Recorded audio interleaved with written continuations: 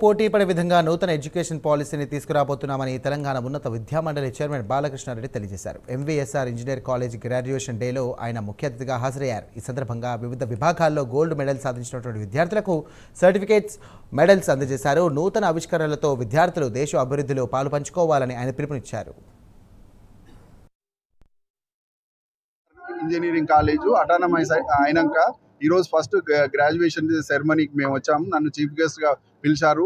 ముఖ్యంగా ఈరోజు చక్కటి కార్యక్రమం. మీకు తెలుసు ఎంబీఎస్ఆర్ చాలా ఇంజనీరింగ్లో వాళ్ళకంటూ ఒక మార్క్ తీసుకొచ్చి వాళ్ళు ఇంజనీరింగ్ ఎడ్యుకేషన్లో ఒక నూతనమైనటువంటి మార్పులతో ఎడ్యుకేషన్ ఇస్తుంది. కాబట్టి ఈరోజు మేము ఇక్కడికి రావడం జరిగింది. నిజంగా కూడా ఈ యొక్క స్టూడెంట్స్ తర్వాత వాళ్ళ యొక్క ప్లేస్మెంట్స్, ఇంతకుముందు ప్రిన్సిపాల్ గారు కూడా రిపోర్ట్లు వాళ్ళ యొక్క అచీవ్మెంట్స్ గురించి కూడా బ్రీఫ్గా చెప్పడం జరిగింది. అవన్నీ విన్నాక చాలా చక్కగా ఈ యొక్క ఇంజనీరింగ్ కాలేజ్ డూయింగ్ వెల్.